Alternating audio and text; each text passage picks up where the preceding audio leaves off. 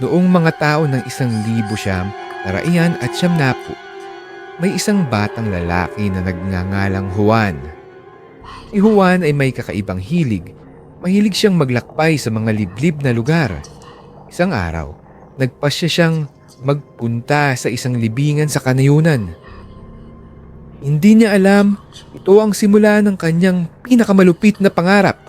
Nang marating ni Juan ang libingan, napansin niya ang isang lumang bahay na nakatayo sa gitna ng mga puntod. Ang bahay ay tila iniwan na ng mga may-ari nito. Pero may kakaibang aura na nakapaligid dito. Hindi nagpahuli si Juan, pumasok siya sa bahay. Sa loob ng bahay, napansin ni Juan ang mga lumang gamit at mga larawan ng mga taong hindi niya kilala. May isang larawan na nakahagis sa sahig at nang ito ay itaas ni Juan, nakita niya ang isang babae na may kakaibang mga mata. Ang mga mata ng babae ay tila nakatingin sa kanya at naramdaman ni Juan ang isang biglaang pagkagulat. Nang si Juan ay lumabas ng bahay, napansin niya na ang araw ay naglaho na. Ang paligid ay madilim na at may mga kakaibang ingay na nakapaligid sa kanya. Hindi nagpahuli si Juan, tumakbo siya palabas ng libingan.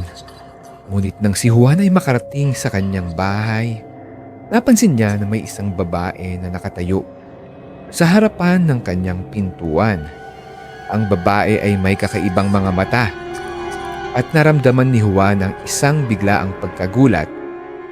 Ang babae ay tila nakatingin sa kanya at nang si Juan ay itanong kung sino siya, hindi siya sumagot.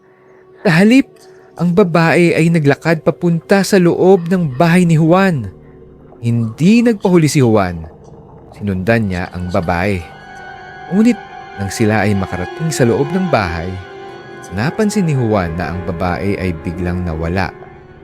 Nang si Juan ay magtanong kung saan siya nagpunta, may isang tinig na sumagot sa kanya.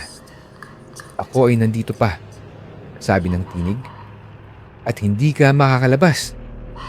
At sa pagkakagulat ni Juan, napansin niya na ang bahay niya ay biglang nagbago. Ang mga pader ay naglaho at ang mga bintana ay nagbukas. At nang si Juan ay tumingin sa labas, nakita niya ang isang libingan na tila walang hanggan. Juan ay hindi makakalabas. Siya ay nakakulong sa isang libingan na tila walang hanggan. At ang babae na may kakaibang mga mata ay tila nakatingin sa kanya, naghihintay ng kanyang pagkamatay. Hanggang ngayon, hindi pa rin alam kung ano ang nangyari kay Juan. Pero ang mga tao sa kanayunan ay nagpapakalat ng isang kwento. Ang kwento ng isang batang lalaki na nagpasya magpunta sa isang libingan at hindi na nakabalik